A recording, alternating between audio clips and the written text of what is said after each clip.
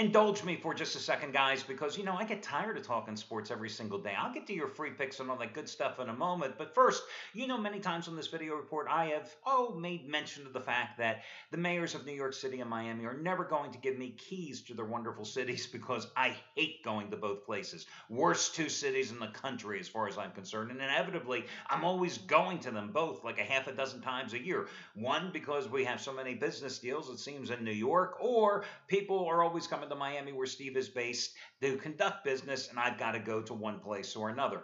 So naturally, when I decided I wanted to go get some Billy Joel tickets and see him, because my God, I think the first two times I saw him sometime, early 90s, I think on New Year's Eve in Madison Square Garden, and then I think right before the Super Bowl in Atlanta, maybe 95 or 96, that was it. And I figured, hey, I used to be a fan, let me go see him.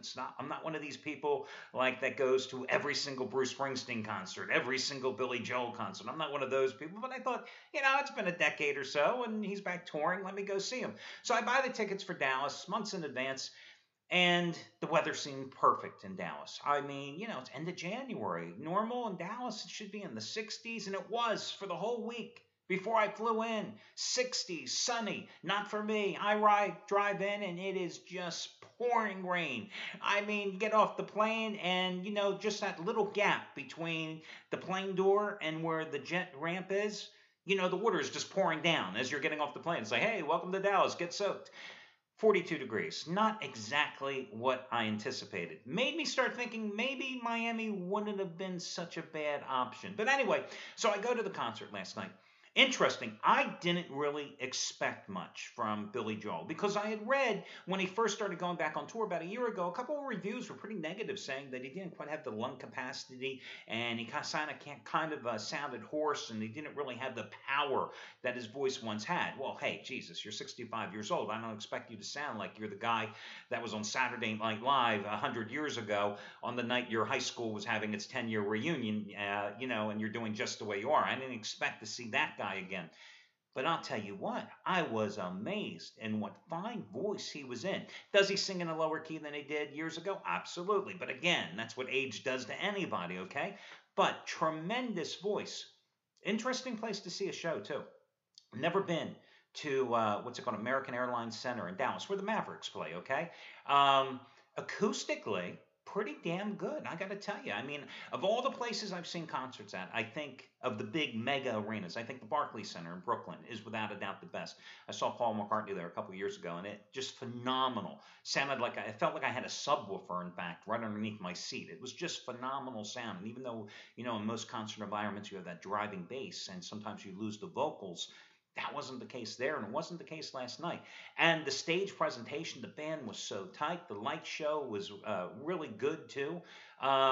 Interesting show. As for the arena itself, nice place. Nice place until you get to the seats. And listen, I'm one of these people, I am very picky where I sit at a concert because I have never understood the concept of spending a couple of $100s for seats that you never sit in. That doesn't make any sense to me.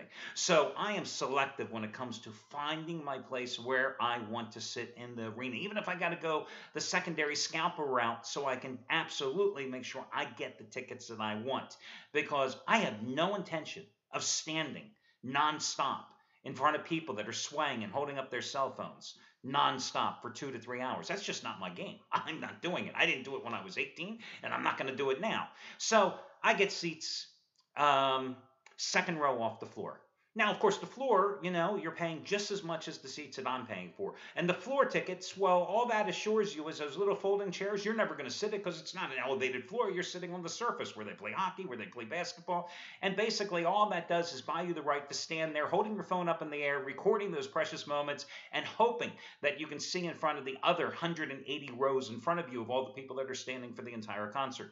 So I'm in the second row off the floor, and it was great. I mean, it was great because other than the occasional woman who was like to my left, one row ahead of me that occasionally stood up, I had perfect sight line. I mean, I was even with the stage.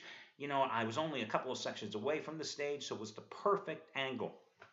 But then there's the things that tick me off. And I know this is going to come to a surprise to most of you out there that some things tick me off and some things are like my pet peeves. Well, behind me, there's two couples. The one couple, he came in from Wyoming, and the other couple says to the guy, well, why are you coming in from Wyoming to Dallas to see the concert? And the guy says, well, do you think effing Billy Joel's ever going to come to effing Wyoming? I like this answer. Now, the other couple that was asking the question, a couple minutes later, she's whining.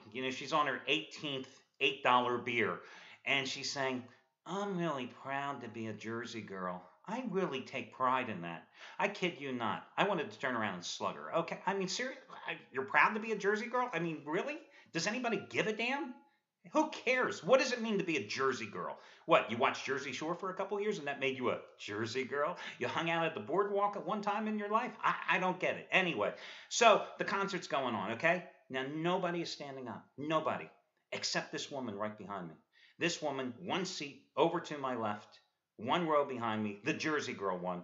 About halfway through the concert, she decides to stand up and she's, of course, swaying. Nobody else is in there. She's swaying, she's moving. Now she's turning around to the rows behind her. She's going like this, telling the people to start singing, raising her hands, conducting the imaginary orchestra. It was worse than the short little guy from New York. And oh, yes, he was a New Yorker that was on the floor to my right, who was doing air guitar, air piano, air everything, singing the whole play. I mean, that was just craziness, okay? But she was even worse. She was like nonstop perpetual motion. And she had an ass that was so big. If she had put that much effort into going to the Zumba classes she probably needs, it wouldn't have been like she was attending the Jenny Craig convention last night. I mean, she was just annoying. And then, of course, then she's up there with her beer. And, she has her beer and she's swinging that. And now I'm feeling the rain. I'm feeling the spit. I'm feeling it coming down on me. And it's like, I just wanted somebody to slug her. And I know with that big ass right up there behind me, I got to think that there's at least two rows over to her that can't see the stage because of her nonstop movement. I thought, if I got up and hit her, these people probably would buy me a beer. I mean, seriously. So that was my only annoyance in the concert last night. I know that's hard to believe that I would get annoyed at something, but, I'm just such a nice, calm, even keel guy. And in terms of music, though, interesting though, he played for 2 hours and 2 minutes. We're talking an economical concert here. 2 hours and 2 minutes. It was not the 3 hour and 45-minute extravaganza you generally get when you go to see Paul McCartney. I mean, each time I've seen McCartney 3 times, played at least 3 hours and 15 minutes, did at least 32 to 36 songs. I think Billy Joel did 17 songs last night. Musicality, I'd have to give it a C. Entertainment, absolutely an A. I don't know if you're a Billy Joel fan, but I mean, did a interesting selection of songs from his catalog. Listen, when you can do, and if you're a Billy Joel fan, you'll know what I'm saying here. If you can do Zanzibar and Vienna back to back early in the show, that's a cool thing. If you're a Billy Joel fan, to go and hear him do that, okay? But it was interesting because entertainment-wise, tremendous. The patter that he had going, you will never see at a McCartney concert or anybody else bringing out one of the roadies to do a full-fledged version of Highway to Hell, which was pretty damn good. And I think I'm safe in assuming and saying that the roadie, he had done a lot of drugs in his life, but it was really entertaining. But I also don't think in any other concerts you're going to hear the main artist break into the Yellow Rose of Texas over and over on little snippets throughout the thing. I don't think you're going to hear most guys do River of Dreams like Billy Joel did last night, and midway through, suddenly one of his guitarists breaks into Tush by ZZ Top, and then they go back to River of Dreams. So anyway, that's your concert review tonight. I'm out of Dallas. I'm happy. I'm warm again. I think it's still ugly there today. And that woman with that big ass from New Jersey, seriously, I hope she's going to Zumba. So who have I pissed off today? Let's see. New Jerseyites, people from Miami, a few people in New York City, weather forecasters in Dallas. Yeah, okay. I think I've done my job. The other thing that pissed me off last night is that I actually lost. After 5 straight winning days, I was going for another one last night.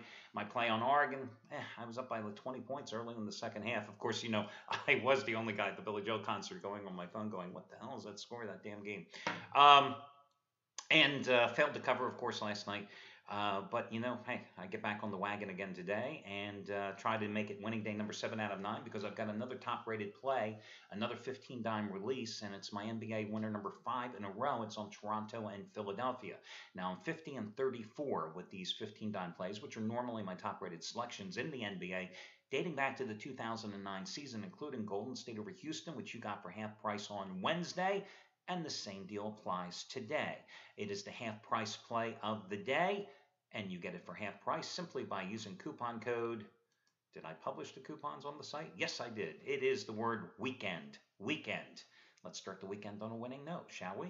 Hey, props going out to Steve Budin's Brooklyn College boys last night. They won again, third straight max wager 75 dime play last night over the past week, and it was on Temple over South Florida. So props going to them. Also, props going out to Anthony Red last night. You got his 50-dime basketball winner number 8 out of 9. Washington Huskies, a 1.5 to 2-point underdog, winning outright by a bucket at Colorado. You got that for a major discounted price. Well, today he goes for winning day number 5 in a row, and it's his 75-dime winner number 3 in a row. So it's a stronger play than last night. His NBA Interconference Game of the Year, Oklahoma City and Atlanta, matches his 75-dime college winner on Tuesday night when he had Tennessee, a 7-point dog, outright over South Carolina. $10 bettors in basketball have won over $10,300 following A-Red's advice. That's NBA and college hoops combined over the past 3 years. And you get today's play at a savings of $70 by using coupon code REDD, R-E-D-D, which means you get it for $29. Again, that coupon code is R-E-D-D. Little heads up for you now. Jeff Benton, who is seeking winning day number 9 out of 11 and is coming off a third straight 60-dime winner last night. I think it was Providence or DePaul over Seton Hall, I think. He's on the opposite side of this game. Craig Davis has a smaller play, and he's been on a nice roll here the past couple of weeks. Now, Craig Davis is based out of Oklahoma, and he's always done exceptionally well, I can tell you, with his plays on or against the Oklahoma City Thunder. He is on the same side as A-Red. Benton's on the opposite side. I figured I'd pass that on for you. Okay, guys, let's get to some complimentary plays here. College basketball, I'm not going to tell you that I have seen Wisconsin Green Bay or Valpo this season. What I can tell you that in a matchup between two teams that are both 5-1 in Horizon League play, and two teams that had very strong seasons, I think you got to ride the dog here. I'm going with the Crusaders. That's Valpo in this particular spot, getting the points. I mean, yes, Wisconsin Green Bay, the Phoenix, in case you happen to be on Jeopardy tomorrow, they've won 7 of 8 and 15 of their last 18. But the Crusaders, that's once again Valpo, they've won 5 out of 6 and 17 out of 19. I think these are two evenly matched teams. In fact, the most recent loss for both teams, they both lost to Oakland out of Michigan, Oakland. Valpo has taken 4 of the last 5 in the series. And, the winner of this game pretty much gets a head start in terms of winning the Horizon League, which is one of my favorite leagues because, listen, the winner of the Horizon League, if you're not aware of it, the winner gets to host the conference tournament. So this is a big game. Can Valpo win the game outright? I'm not sure, but I certainly do like them minus the points in this one. The other game tonight, let me just check what the latest line is. I should have done this before I started the report. In the NBA tonight, what's the Golden State Warriors line against Sacramento? Oh, 15.5 points. Go ahead and lay it with Golden State. Why not? Now, here's the deal with the Warriors. They've won 19 out of 20 at home this season, going 15-4-1 ATS, following the 126-113 win on Wednesday against the Rockets play, which I had another 15-dime best bet on. And listen, that game was not nearly as close as the final score. They were up by some 30 points before they caught off the dogs, and the Rockets made a run with garbage time production in the fourth quarter.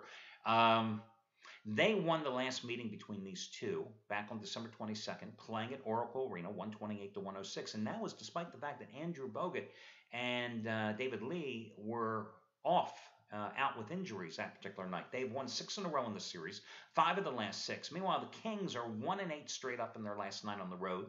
They're 1-5 against the spread in their last 6 on the road. The only problem I may have here, however, is that, Golden State, that one against the Rockets the other night, Rockets were a real trash-talking team, and Golden State took it to heart. So you could have the inevitable letdown here. And plus, Steve Kerr is taking a page out of the Greg Popovich playbook here, of the season, occasionally resting guys because your team is on pace to win 70 games this year. What was it against Oklahoma City last week when in the one game they lost here in recent weeks when they rested both Bogut and Iguodala.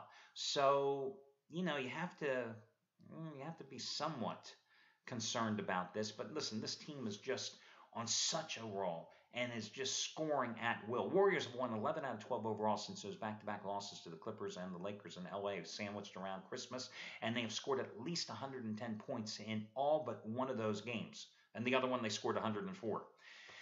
So you have a Sacramento team that doesn't play a lot of defense. You have a Golden State team that has just been money in the bank. If I had to play this game, which I'm not, I would lay the points with Golden State. So that's it for your complimentary plays. I wish you well, guys, and I will talk to you again on Saturday when we do this one more time.